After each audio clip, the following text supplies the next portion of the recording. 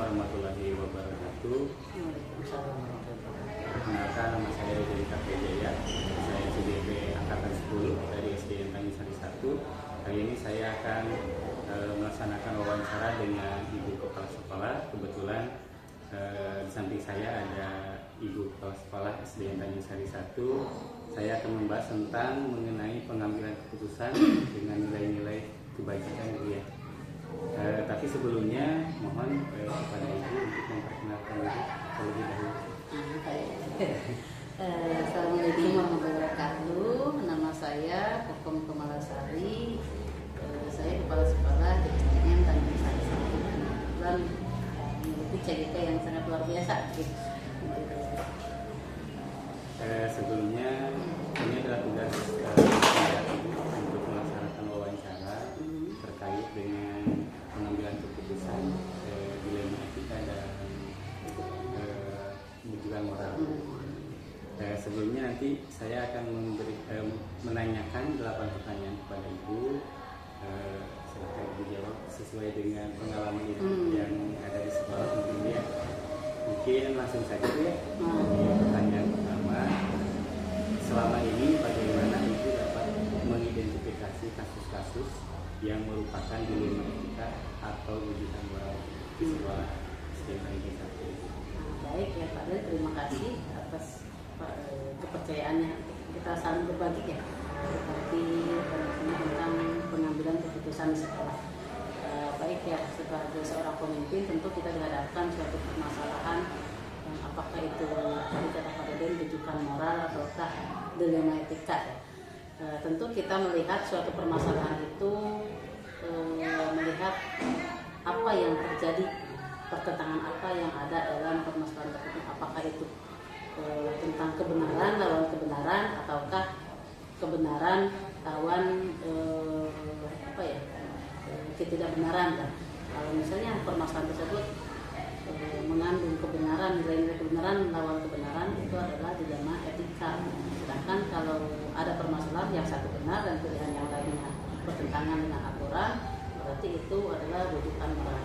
Itu saya ada dua ya, ada dilema etika dan kejujuran moral. Betul.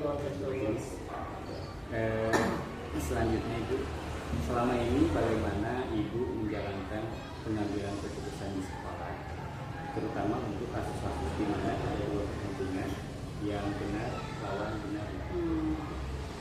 Ya, untuk mengambil sebuah keputusan yang mana keputusan itu adalah jika kita memutuskan A benar, jika kita memutuskan B benar, tapi itu bertentangan ya, tentu kita harus melihat dulu permasalahannya apa.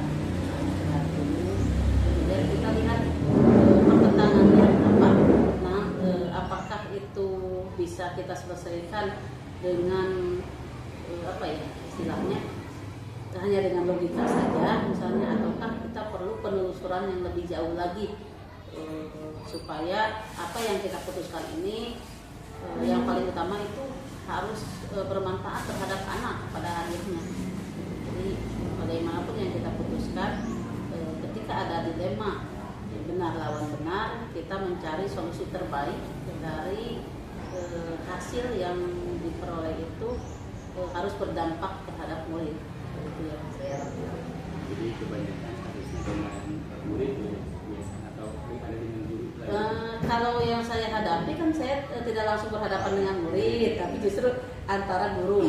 Hanya permasalahan guru ini pasti pada akhirnya itu bermuara terhadap pembelajaran terhadap murid. Semisal pernah ada guru yang tidak bisa masuk sekolah karena sakit yang berkepanjangan, kan dampaknya pembelajaran terhadap murid. Nah, dimana keputusan saya harus ambil itu bagaimana menyelamatkan pembelajaran yang terjadi di sekolah. Lalu langkah-langkah atau prosedur apa yang biasa digunakan selama ini? Langkah-langkah dalam pengambilan keputusan. Yang pertama ya, kita harus identifikasi dulu permasalahannya apa yang terjadi, kemudian apakah itu bertentangan dengan peraturan atau tidak. Terus yang kedua, kita lihat dulu setelah tahu apa yang terjadi, kita juga mencari tahu dengan yang lain ya. Kita tentu tidak bisa, apalagi untuk saya yang baru pada saat itu saya harus bertanya kepada senior yang di sini, kemudian rekan-rekan yang lain juga, kepada atasan, bertanya tentang permasalahan yang terjadi, siapa saja yang terlibat dalam permasalahan tersebut. Nah kemudian setelah itu lihat dulu pertentangannya tadi, ada dilemanya apa saja. Nah, kalau misalnya guru tidak masuk karena sakit, di satu sisi guru tersebut butuh waktu ya, mungkin untuk pemulihan, perlu izin untuk tidak masuk sekolah ya. Apakah saya mengizinkan atau jangan? Kan itu suatu kasihan kan kalau kita tidak memberikan izin. Tapi di sisi lain pembelajaran tetap harus berlangsung. Nah, berarti saya punya hak kalau tidak mengizinkan guru tersebut untuk harus tetap sekolah gitu. Tidak boleh lama-lama tidak sekolah. Itu pertentangannya yang keberapa tadi. Yang selanjutnya lihat lagi apakah kita memiliki tadi uji dulu ya, uji kebenarannya, apakah itu bertentangan dengan hukum, apakah ada kode etik yang dilanggar. Kemudian kita posisikan juga diri kita sebagai orang tersebut, kalau saya di posisi seperti itu apa yang akan saya lakukan, apa yang saya rasakan. Kemudian kalau misalnya berita ini tersebar keluar, apa yang saya rasakan, apa dampaknya terhadap sekolah, itu kan pasti itu yang benar-benar harus diperhatikan sebagai seorang pimpinan gitu. Yang selanjutnya saya juga bertanya kepada orang-orang yang memiliki pengalaman yang jauh di atas saya, bagaimana menghadapi hal seperti ini, bagaimana solusi terbaiknya gitu. Nah kemudian cari alternatif lain ya, sebelum kita memutuskan ada tidak hal lain yang bisa win-win solution gitu ya. Cari hal yang terbaik yang bisa menghandle kedua yang ada di antara dua keputusan tadi. Kalaupun misalnya tidak ada, baru kita putuskan. Walaupun keputusan kita ini pasti tidak akan memuaskan semua pihak ya. Pasti satu keputusan itu ada yang setuju, ada yang tidak. Tapi yang saya lakukan, yang terbaik yang saya lakukan untuk kepentingan pembelajaran itu yang saya lakukan. Kemudian ya evaluasi lagi ya, walaupun ini keputusannya sudah benar belum ya. Kalaupun memang secara hukum sudah benar, tapi kan kita juga punya sebagai manusia ya, yang punya empati, tentu ada rasa sedih juga gitu ketika kita harus memutuskan suatu hal yang menurut kita terbaik, mungkin bagi orang lain itu mungkin kurang baik dirasanya. Saya juga rasakan, cuma ya, yang paling terbaik lah untuk sekolah itu yang saya lakukan. Hal apa saja yang selama ini Ibu anggap efektif dalam pengambilan keputusan pada kasus-kasus dilema itu? Kalau misalnya saya memutuskan apakah keputusan ini efektif atau tidak ya, pertama saya dilihat dari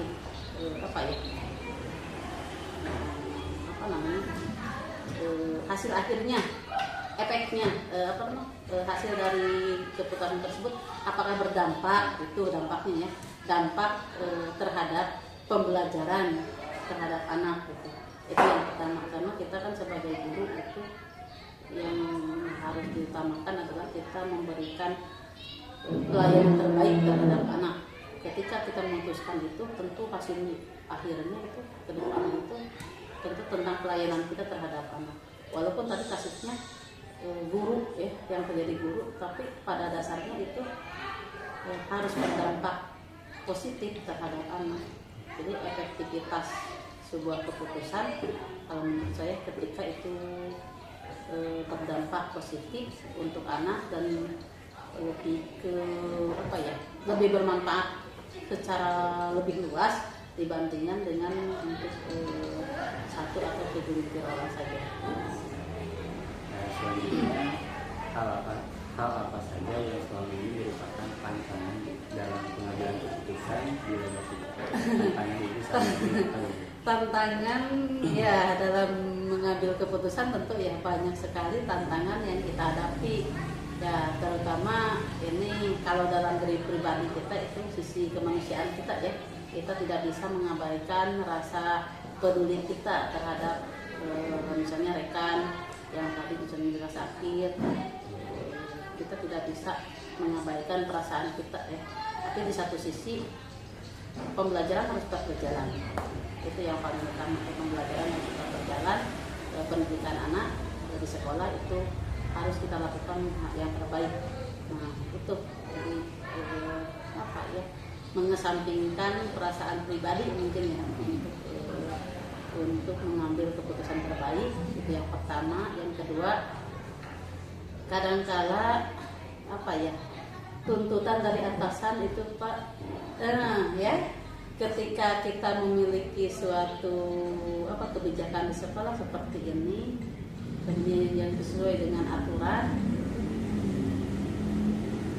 permintaan atau tuntutan dari atasan kan kadang ya berbeda. Nah itu jadi ini bagaimana ya, satu sisi kita harus menjalankan sesuai dengan aturan yang berlaku, di sisi lain ada tuntutan yang memang itu masih juga merupakan menguji kesetiaan kita, kepada atasan. Itu tantangan terberat menjadi seorang pemimpin. Ibu dalam menyelesaikan permasalahan, apakah ibu secara langsung menyelesaikannya, atau ada jadwal-jadwal khusus untuk nanti penyelesaiannya dijadwal gitu, atau secara langsung? Tergantung dari situasinya, ya dari kasusnya seperti apa. Apakah itu urgensinya harus dilakukan saat itu juga keputusannya, ataukah ini masalah-masalah yang bisa kita musyawarahkan dulu. Kalau misalnya ada kegiatan ada kasus yang terjadi misalnya menyangkut anak, saat itu otomatis kita harus mengambil keputusan secara langsung gitu, yang terbaik gitu tentunya ya.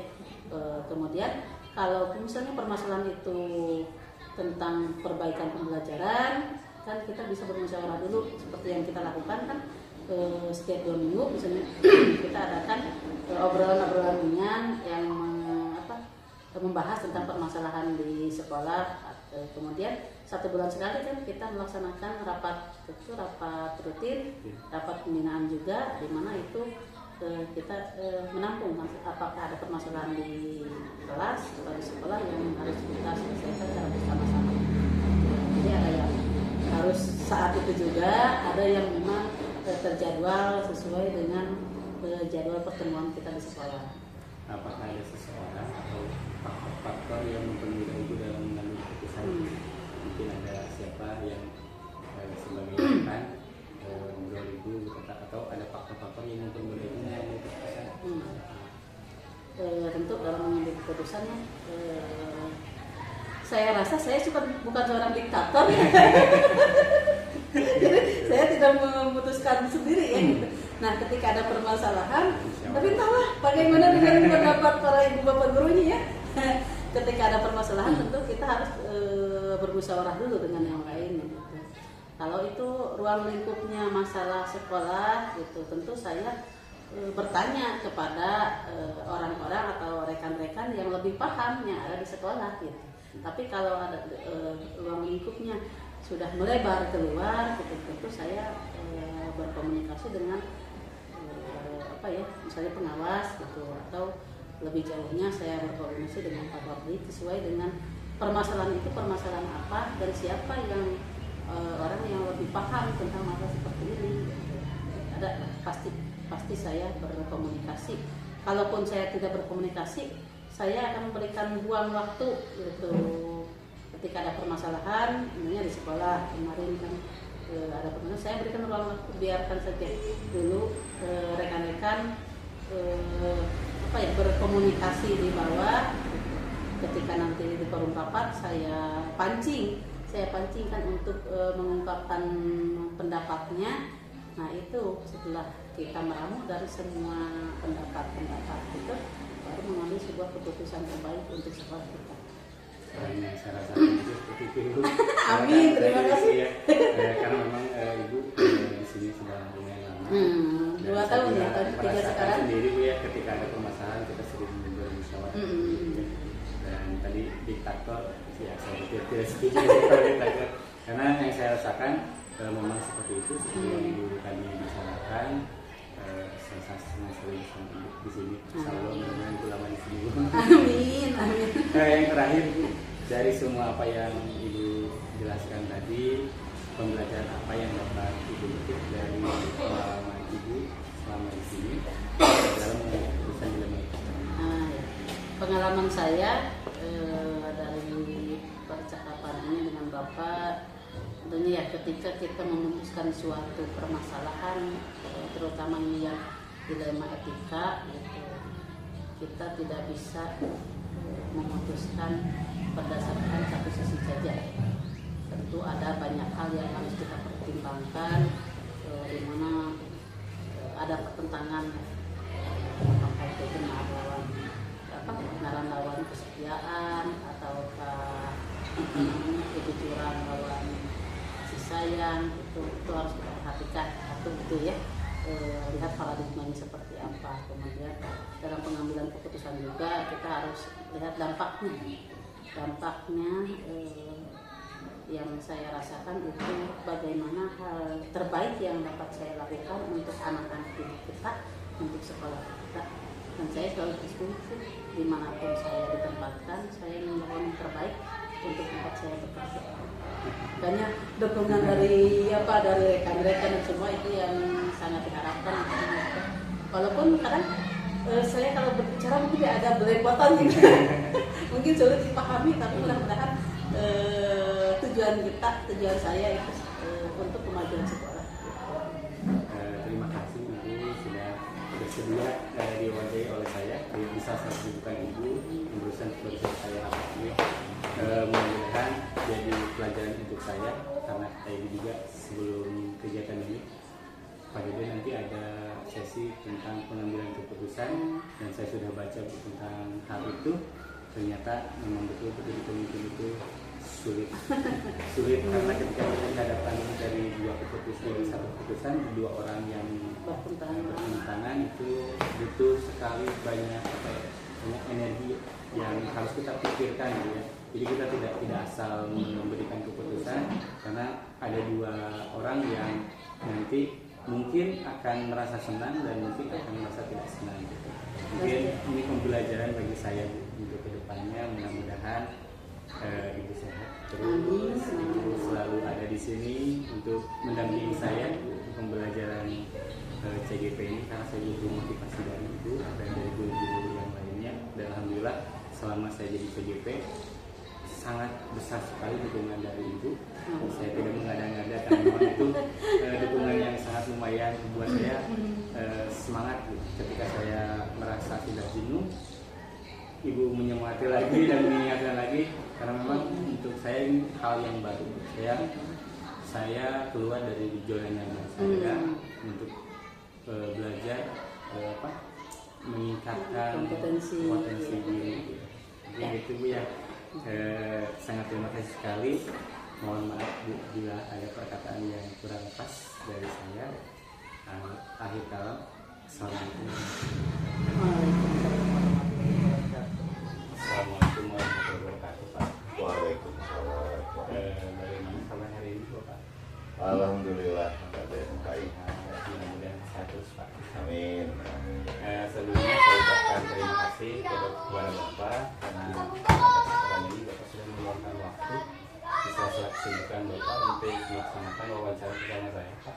Kebetulan saya ada tugas demonstrasi konseptual di CGP di modul 3.1 tentang pengambilan keputusan berbasis nilai-nilai kebajikan sebagai pemimpin Pak. Kebetulan Bapak kepala sekolah dan juga ketua kelurahan, jadi saya memilih Bapak untuk diwawancarai Pak. Kebetulan ada dua kepala sekolah yang harus diwawancarai, salah satunya Bapak.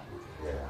Sebelumnya nanti ada pertanyaan, 8 pertanyaan yang ingin saya tanyakan kepada Bapak.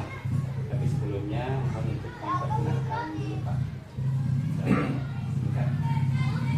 Terima kasih Pak Deden atas kepercayaannya yang memilih Bapak nih untuk menjadi salah satu modelnya untuk membantu. Mudah-mudahan apa yang Bapak sampaikan ini bisa menjadi bahan wawasan dan pengetahuan seluruhnya, minimal ada kajian-kajian dalam pengambilan keputusan sekolah. Perkenalkan, nama Bapak Asep Lili Somantri, unit kerja di SDN Babakan Sari, Kecamatan Sukaluyu, Distrik Pora, Kabupaten Cianjur. Pada hari ini, alhamdulillah mendapat kepercayaan, ya, mendapat kepercayaan dari KDN untuk membantu menyelesaikan tugas-tugas yang sekarang lagi dikerjakan oleh KDN. Mungkin itu. Terima kasih Pak. Sama-sama. Mungkin kita langsung saja ke pertanyaan Pak. Ya. Pertanyaan yang pertama Bapak, selama ini bagaimana Bapak dapat mengidentifikasi kasus-kasus yang merupakan dilema etika atau digital moral? Terima kasih. Kalau lihat di sekolah, memang dilema etika itu ini berkaitan dan bertentangan dengan aturan. Nah, di sini ada beberapa hal, contohnya antara kepentingan siswa dengan aturan sekolah. Di sini ada, ya, istilahnya ada pelanggaran. Siswa dengan belajar tingkat yang tinggi, ya, kemauan yang tinggi, aturan sekolah mengharuskan karena sudah diganti. Jadi ada dilema etikanya, contohnya ada anak yang terjadi bullying, ya, bullying. Bullying ini kan sangat riskan, menyangkutnya nanti dampak-dampaknya. Nah, ini salah satunya ya bullying, terus perkelahian antar siswa, dan banyak-banyak lagi. Nah, ini kan dengan aturan sekolah ini perlu diselesaikan, menyangkut kepada D5 etika, ya, yang harus diselesaikan. Mungkin itu. Berarti kasusnya adalah gini Pak ya? Ya. Karena memang di sekolah dasar itu sangat banyak sekali. Ya, tentang betul. bullying antara teman dan teman. Betul. Selanjutnya Pak, selama ini bagaimana Bapak menjalankan pengambilan keputusan di sekolah, terutama untuk kasus di mana ada dua kepentingan yang sama-sama benar Pak? Ya. Kalau untuk mengambil keputusan, mungkin di sekolah itu bukan hanya kepala sekolah, tapi ada personal, dan di situ juga ada kepentingan-kepentingan tertentu dari warga masyarakat, orang tua, oleh murid, yang melalui wadahnya komite. Jadi kalaupun mengambil keputusan, sementara untuk Bapak pribadi itu membentuk satu tim, ya, satu tim. Kita musyawarahkan di situ kasusnya apa, dan di situ salah satu langkah-langkah yang Bapak laksanakan. Jadi di sini untuk terjadinya kasus yang terjadi tidak serta-merta Bapak mengambil begitu keputusan yang diambil, tapi akan dilihat dampak-dampak yang berkaitan. Jadi sudah melakukan kerjasama dengan komunitas sekolah Pak? Iya. Di kolaborasi mungkin dengan warga sekolah dan komunitas-komunitas ya? Betul.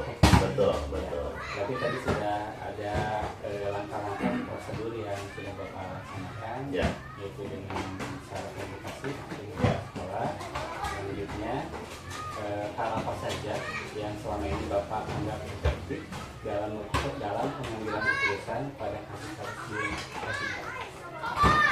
Kalau langkah Bapak dalam pengambilan keputusan itu, pertama, permasalahan itu terjadi, apa yang menyebabkan permasalahan itu terjadi, jadi mengumpulkan informasi, ya. Kedua, menganalisa permasalahan dampaknya yang terjadi itu karena apa. Baru setelah menganalisa, kita mengadakan musyawarah dengan rekan-rekan untuk menentukan langkah-langkah penyelesaian dalam pengambilan rencana keputusan. supaya hal yang telah terjadi tidak terjadi, ada orang yang dirugikan, terus ada dampak yang kurang baik. Nah, mungkin itu hal-hal efektif dalam pengambilan keputusan yang Bapak lakukan di SDN Bapak Sari. Selanjutnya, hal apa saja yang selama ini merupakan tantangan dalam pengambilan keputusan pada kasus-kasus dilema? Tantangannya mungkin agak cukup lumayan juga banyak ya, karena tantangan di sekolah dalam menghadapi dilema etika itu berkaitan terhadap ya, orang tua, terus ada hal-hal orang yang mempunyai kepentingan tersendiri, gitu kan. Nah ini selaku kepala sekolah, Bapak Ibu harus bijak di dalam mengambil langkah-langkah ini, ya, supaya semua orang bisa berjalan sesuai dengan koridor aturan yang berlaku. Meskipun ada ketidakpuasan, ya itu wajar-wajar saja. Yang jelas kita bertindak secara adil, yaitu ya istilahnya memanusiakan manusianya. Gitu. Selanjutnya pertanyaan ke-6, Pak. Apakah Bapak memiliki sebuah kata atau jadwal tertentu dalam sebuah penyelesaian kasus dilema etika? Apakah Bapak langsung menyelesaikan di tempat atau memiliki sebuah jadwal untuk menyelesaikannya, atau prosedurnya itu di luar kejadian tersebut akan diselesaikan? Kalau jadwal tertentu mungkin sekolah itu tidak punya jadwal tertentu, karena dilema etika itu bisa saja tidak sesuai dengan jadwal, ya, tidak sesuai dengan jadwal. Tapi kalau terjadi adanya di dalamnya dilema etika, itu kita membuat dulu analisa, ya, analisa. Setelah itu baru ini akan menjadikan program antisipasi ke depannya. Kalau terjadi hal itu kan kita sudah mempunyai pedoman programnya, ya, pedoman program ke depan bila mana menyikapi hal-hal yang terjadi sebelumnya, yang sebelumnya kita selesaikan, dan kita mempunyai landasan atau wawasan pengetahuan untuk penyelesaian kasus bila mana kedepannya ada kasus yang lain.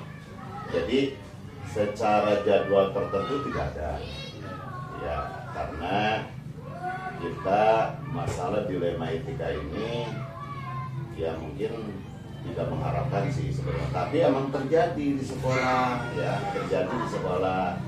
Nah, langkah-langkahnya itu adanya kita analisa kejadiannya, komunikasi dengan yang terjadi di dilema etika itu sendiri, ya, kita mengumpulkan dengan tim untuk menentukan hal-hal yang sebaiknya bagaimana, dan untuk langkah selanjutnya itu dibuatkan salah satu landasan pegangan di sekolah minimal untuk wawasan bila mana terjadi kejadian.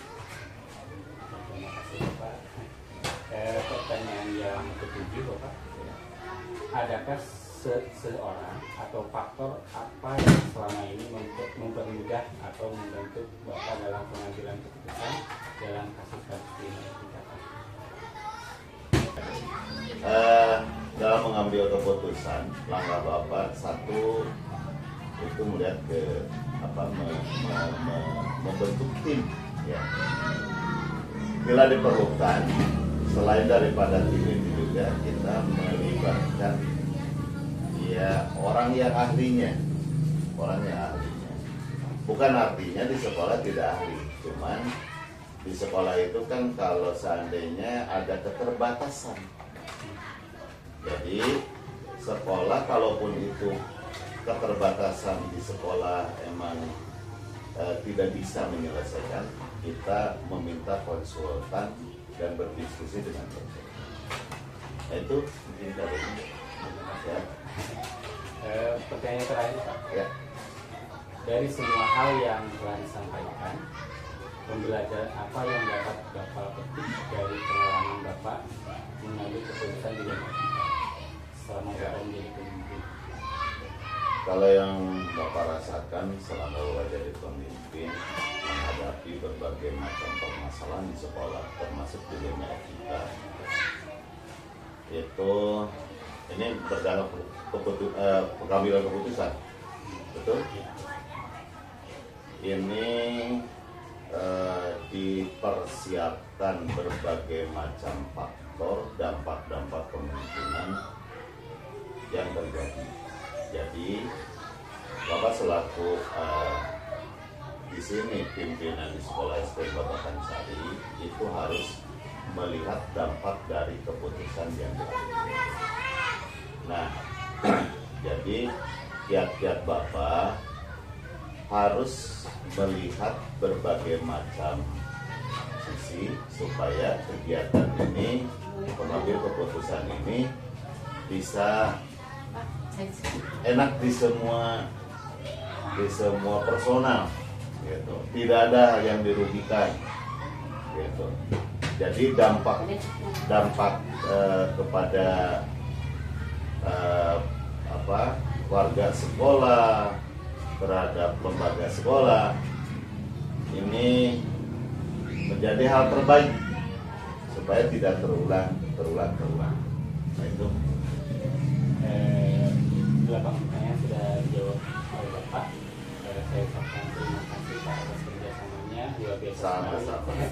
Luar biasa sekali tentang pembicaraan hari ini, yaitu tentang dilema etika dan moral Pak ya. Ya. Karena di sekolah itu erat kaitannya dengan etika Pak ya. Betul. Ada banyak permasalahan baik siswa dengan siswa, antara sekolah dengan siswa, ataupun dari guru dengan guru Pak. Betul. Biasanya seperti itu. Tadi yang sudah Bapak sampaikan itu cenderungnya lebih ke permasalahan siswa kayak. Betul. Dan tadi juga saya dengar adanya kerjasama dengan seluruh unsur sekolah, dari komite, dari guru, termasuk jawab, dan orang tua murid juga. Ya. Itu sangat luar biasa sekali Pak, menjadi pengalaman bagi saya. Mudah-mudahan kedepannya saya juga bisa mengambil pengalaman dari Bapak. Amin. Karena kebetulan Bapak kepala sekolah dan Bapak juga ketua keluaran di Kelurahan Sukawiyu. Amin. Saya sangat senang sekali bisa mewawancari Bapak hari ini. Mudah-mudahan Bapak diberikan kesehatan. Amin. Amin. Mungkin itu yang bisa saya sampaikan dan bisa saya wawancara kepada Bapak. Kurang lebihnya mohon maaf bila ada perkataan yang kurang pas. Sama-sama. Mohon maaf Pak. Assalamualaikum warahmatullahi wabarakatuh. Waalaikumsalam. Akhirnya bisa.